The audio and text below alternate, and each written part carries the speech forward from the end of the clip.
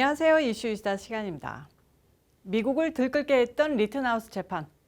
BLM 시위대들에게 쫓기다 총기를 발사, 2명을 사망케 했던 우파 청년 리튼하우스에 대한 재판이 지난 2주간 온 미국을 소용돌이치게 했는데요.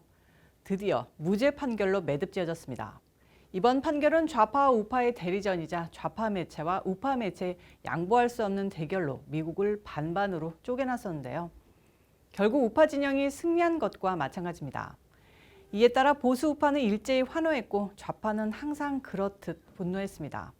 자, 일단 사건의 전말부터 한번 살펴보겠습니다. 2020년 8월 25일, 그러니까 비름 시위가 미국을 폭력과 파괴로 집어삼키던 그때 위스콘신주 케노샤 중심 시가지에도 수백 명의 시위대들이 폭력 시위를 전개하고 있었습니다. 이날 시위는 전전날 흑인 제이콥 블레이크라는 남성이 가정폭력 신고를 받고 출동한 경찰에게 총을 맞아 중상을 입어 그에 대한 항의로 계획됐는데요. 당연히 폭력 시위로 발전했습니다. 건물에 불을 지르고 자동차들을 뒤집고 깨부수고 위스콘신주는 주 방위군까지 투입하고 통행금지 명령까지 발동한 상황이었습니다.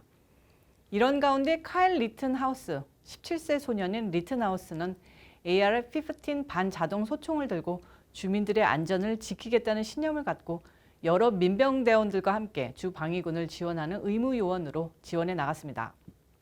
폭력 시위를 처음 경험한 어린 소년에게 현장은 그저 전쟁터 그 자체였습니다. 이 폭력 시위에서 50명가량의 폭도들이 화염 방사기를 포함한 총기 소지 혐의 등 혐의로 구속됐고요. 마약 사범들도 상당수 체포됐습니다. 71세 백인 상인인 로버트 코 씨는 시멘트로 채워진 페트병으로 머리를 맞아 중상을 입기도 했습니다. 당시 워싱턴 포스트는 시위 현장에서 폭도들과 대치하던 리튼하우스를 인터뷰했는데요. 왜 총을 들고 거리에 나와 있냐는 질문에 이 어린 친구, 우리의 일은 이 상가를 보호하는 것입니다. 제 일의 일부는 다친 사람들을 돕는 것입니다. 누군가 다쳤다면 전 위험을 무릅쓰고 보호 및 치료해 줄 것이고 그래서 소총을 가지고 온 겁니다. 왜냐하면 저 역시 스스로를 보호해야 하기 때문이죠. 저는 이렇게 의약품들을 지니고 있습니다. 라면서 의젓하게 말했습니다. 이에 반해서 리튼하우스에게 총을 맞게 되는 로젠바움, 후버, 게이지라는 이름의 폭도들은 주유소를 지키던 자경단원들에게 욕설을 해대고 shoot me, 쏠래면 쏴봐라, 삐리리드라 라고 도발했습니다. 거기에다 주유소를 폭발시키려고 기름통과 불 붙인 쓰레기통을 끌고 오기도 했는데요. 리튼하우스가 지키던 주차장에 들어와 쇠파이프, 돌로 자동차들을 때려 부수고 불에 태우려고 했습니다. 이런 놈들이 어린 자경단원을 보고 가만히 있었겠습니까? 이 중에서 로젠바움이라는 폭도가 죽일 듯이 놀려대면서 공격적으로 달려들었는데요. 리튼하우스는 생명의 위협을 느끼고 도망갔습니다. 이렇게 달려드니까 들고 있는 총을 쏠 수밖에 없었겠죠. 3발을 발사했는데요. 그중 2발이 왼손과 사타구니를 맞췄습니다. 총이 무서운 물건인 게 영화에서는 몇 발씩 맞고도 멀쩡하게 묘사되지만 실제로 잘못되려면 빗맞아도 사망합니다. 그렇게 로젠바움이 죽었습니다. 리튼하우스는 자기가 누군가를 죽였다는 사실에 겁에 질려서 전화를 걸어 이 사실을 누군가에게 보고했는데요. 이를 목격한 시위대들이 리튼하우스를 잡겠다고 달려듭니다. 위협을 느낀 소녀는 공포탄을 공중에 발사하고요. 그중에 후보라는 폭도가 스케이트보드로 리튼하우스를 때려서 쓰러뜨린 후 리튼하우스를 질질 끌고 가는데 권총을 든 또 다른 폭도 게이지가 권총을 들고 리튼하우스에게로 뛰어들었습니다. 누가 봐도 리튼하우스를 쏴 죽이려 오는 게 당연해 보였죠. 소녀는 생명의 위험을 느끼고 달려드는 게이지의 가슴을 쏘아서 쓰러뜨렸습니다. 그리고 자기를 끌고 가던 후보의 오른팔을 쏘고 달아났습니다. 그리고 다음 날 자택에서 검거됐습니다. 리튼하우스는 대통령 지지자고요. 당연히 보수우파 건전한 소년입니다.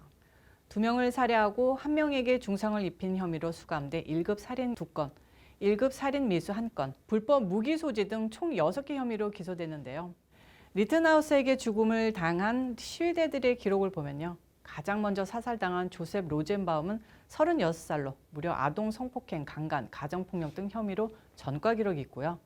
2번째 사살된 앤서니 후보는 26살로 가정폭력, 목조르기, 감금 등 수많은 폭력 행위에 관한 처벌과 마약, 불법 무기 소지 등의 혐의로 빨간 줄이 쳐 있었습니다. 팔에 총 맞은 26살 게이지 그로스크로스 H는 절도, 주거 침입, 경찰관 총격, 마약 등의 혐의로 체포영장이 발부됐던 상태입니다. 자, 이런 쓰레기 같은 인간들이 시위대라는 이름으로 마치 고귀하고 숭고한 이미지로 각색되는데 정말 역겨움을 느끼고요. 미국에 생각 있는 대중들은 당연히 소년의 행동이 정당했다고 믿었습니다. 수많은 우파 인사들이 카일 리트나우스 구명운동에 나섰고요. 대통령도 리트나우스의 행동이 정당방위였다고 지지했습니다. 우파 국민들은 200만 달러의 보석금을 모아서 전달해 리트나우스는 일단 구치소에서 빠져나온 상태로 재판을 받을 수 있었습니다. 이번 재판의 핵심은 단 하나였습니다. 리트나우스의 행동이 정당방위냐 아니냐, 그냥 객관적인 사실만 놓고 보았을 때 당연히 정당방위인데요. 좌파들이 날뛰며 리트나우스를 마치 사이코패스처럼 재판장에서 가짜로 눈물 흘리며 총 들고 살인의 쾌감을 느끼는 악마 이미지를 덧씌웠습니다. 반면에 사살된 시위대를 흑인 생명 소중하다며 시위에 나선 정의감에 찬 백인 시민들로 묘사했는데요. 역겨울 정도로 미화시켜놨습니다. 자, 그래서 결과는요. We the jury find the defendant Kyle H. Rittenhouse not guilty. As to the third count of the information, unknown male, we the jury find the defendant Kyle H. Rittenhouse not guilty. As to the fourth count of the information, Anthony Huber, we the jury find the defendant Kyle H. Rittenhouse not guilty. As to the fifth count of the information, Gage Grosskreutz, we the jury find the defendant Kyle H. Rittenhouse not guilty. 위스콘신주 커누샤 카운티 법원에서 열린 공판에서 배심원단은 2건의 살인과 1건의 살인 미수 등 혐의로 기소된 카일 리트나우스에게 모든 혐의에 대한 무죄 판결을 내렸습니다. 전국의 시선이 집중된 리트나우스 재판에서 배심원단은 26시간의 수기를 거쳐 자신의 생명을 지키기 위한 정당방위라는 피고인 측의 주장을 받아들였는데요. 판결이 내려진 직후 리트나우스는 눈물을 쏟았습니다. 소녀는 지난 11일 공판에서도 울면서 나를 공격하는 사람들을 저지하기 위해 해야 하는 일을 했을 뿐이라고 진술한 바 있는데요. 미국의 현실에 저 역시도 슬프기 마찬가지입니다. 자신을 때리거나 소총을 빼앗으려고 하는 등 먼저 공격한 시위자들을 어쩔 수 없이 쐈다는 게 리트나우스의 주장이고 이게 당연히 받아들여진 겁니다. 변호인도 리트나우스가 먼저 공격당한 사실을 거듭 강조하면서 생명에 대한 위협을 느꼈기 때문에 방어한 것이라고 밝혔습니다. 소년이 공공의식이 강한 10대 청소년이라며 옹호하기도 했습니다. 반면에 검찰은 리트나우스를 폭력적인 충돌을 유발한 난폭한 자경단원으로 묘사하면서 총격 사건 뒤 후회하는 모습을 보이지 않았다고 지적했는데요. 어이상실입니다. 좌파들은 뒷목 잡고 쓰러졌는데요. 실제로 한 딸아이 여성이 판결을 듣고 재판장 바닥에 쓰러졌고요. 판결 결과에 반발한 일부가 법정 밖에서 소리를 지르며 난리를 쳤다고 합니다. 약삭 빠른 좌파들은 이번 재판이 무죄로 결판날 것으로 대강 눈치채고 있었는데요. 이 재판을 맡은 브루스 슈레더 판사를 보수 성향의 인종차별적 성향이 있다는 프레임을 씌우기도 하면서 비난해왔습니다. 이번 재판 결과에 바이든은 일단 배심원단의 뜻을 존중한다고 밝혔는데요. 과거에는 리트나우스 소년을 마치 백인 우월주의자급으로 비난해왔는데 아주 꼴 좋습니다. 반면에 민주당이나 좌파 떨거지들은 시위대를 둘이나 쏴 죽인 백인 소년이 무죄 판결을 받았다는데 거품을 물고 난리 났습니다. 그럼 또 폭동이라도 나라고 부채질하는 겁니까? 진실은 밝혀지는 것이 진리입니다. 손바닥으로 하늘을 가리려는 좌파들의 행동이 이번에는 그나마 제대로 막아져서 다행입니다. 이번 판결이 안티파나 폭력 시위대들에게 경종 울리는 계기가 되길 빕니다.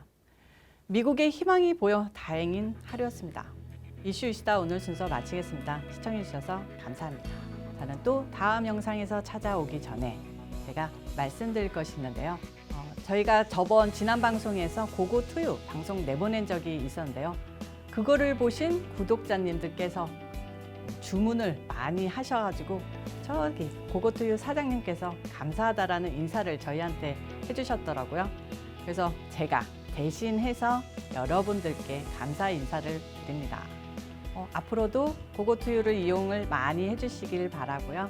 저는 다음 영상에서 찾아오도록 하겠습니다. 오늘도 잊지 마시고 좋아요와 구독 꾹꾹 눌러주세요. 빠이.